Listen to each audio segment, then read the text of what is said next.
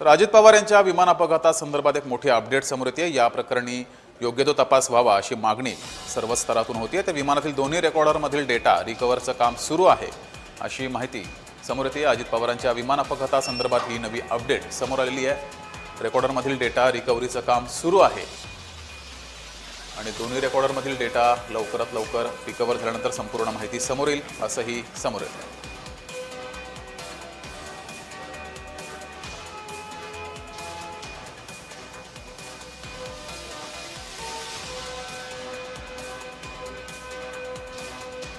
रिकव्हरीचं काम हे अत्यंत वेगानं सुरू आहे आणि या अपघातासंदर्भात सर्व माहिती समोर येईल अशी माहिती समोर येते आहे।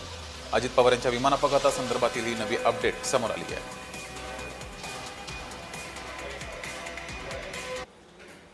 तर याच विमान अपघातासंदर्भात सुनील तटकरे यांची ही प्रतिक्रिया समोर आलेली आहे।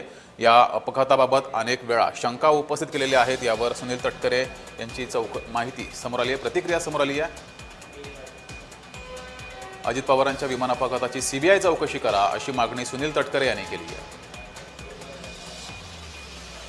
दुर्दैवी विमान अपघाताच्या संदर्भात भारत सरकारने यापूर्वी नेमलेली आहे। त्या स्वायत्त यंत्रणेने तपास त्या ठिकाणी सुरू केल्याचं त्यांनी त्या ठिकाणी घोषित केलं। मुख्यमंत्री महोदयांनी सुद्धा सीआयडीच्या मार्फत तपास करावा असं सुद्धा त्या ठिकाणी आदेश दिलेले आहेत।